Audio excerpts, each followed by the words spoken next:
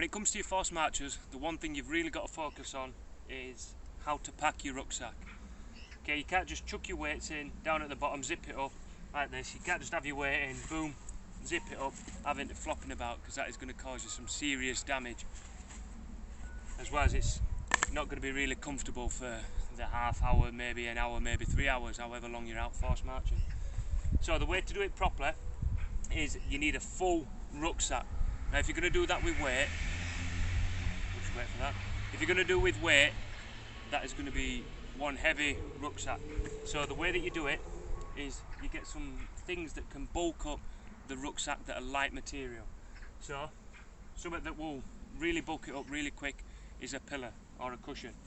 Now you get that in the rucksack, down at the bottom. It wants to be the first thing to go in, and you make sure it's crammed down, because over the duration of your force march, that weight is going to push all that cushion down, so you might as well make sure it's there nice and steady at the beginning. But as you see, there's still quite a lot of space within this rucksack.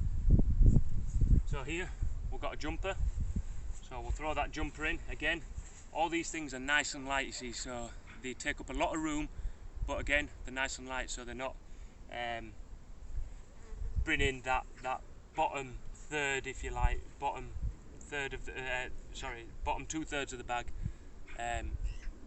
heavy. They're not making it heavy. The next thing to go in then is your weights.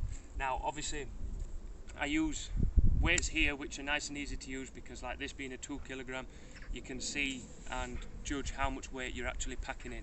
You can use things like stones or any other solid item like that, but one thing that you shouldn't be tempted to use is bottles of water, because what that's going to do, it's going to swish around and then it's going to damage your stabilizer muscles. Okay, so make sure that that is not used. So make sure it's solid, basically solid items. So like I say, I'm using weights here, so it makes it nice and easy.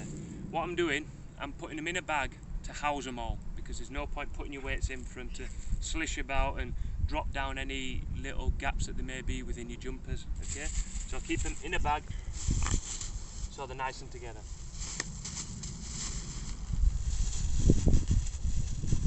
So we just drop them up at the top.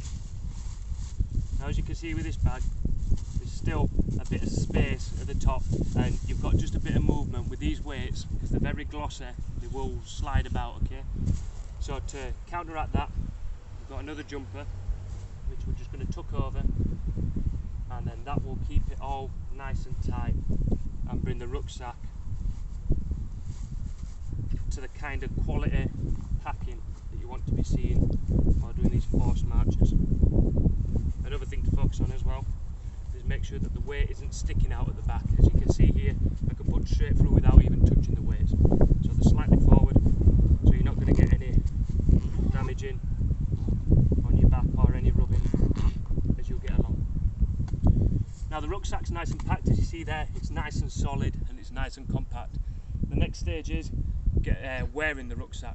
Okay, what you don't want to do is, obviously this is nice and light, so it's easy to pick up, but if you're filling your rucksack with up to 50 pounds or 50 kilograms, should I say, when you're getting stronger at it, you need to make sure it's either on a wall, packed on a wall, or a chair or a bench, something that is maybe hip height. Obviously the higher you can get it to your shoulders, the easier it is, because you can just slip your hands in, drop the rucksack on, pull it in nice and tight, and then you're off. Okay, so we'll pick the rucksack up nice and steady, drop it over our back, and now it's all about wearing it. Okay, so what you don't want to do is, you don't want it to be down like the high school teenager with the rucksack dropping down, hanging over your bum. Okay, you want it nice and high up on your shoulders, because we've packed the rucksack properly now, so all the weight is to the top, so your shoulders are bearing the weight. Okay, not your lower back. There's no point then having the weight to the lower back. So once you've got it nice and steady to your shoulders, it's nice and tight, not too tight that it's stopping circulation. You should be able to move in and out with your shoulders like so. Then you're off.